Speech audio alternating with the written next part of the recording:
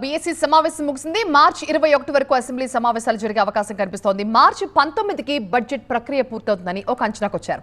మార్చి 20, 21వ తేదీలని రిజర్వ్ డేలుగా ఉంచింది బీఎస్సీ.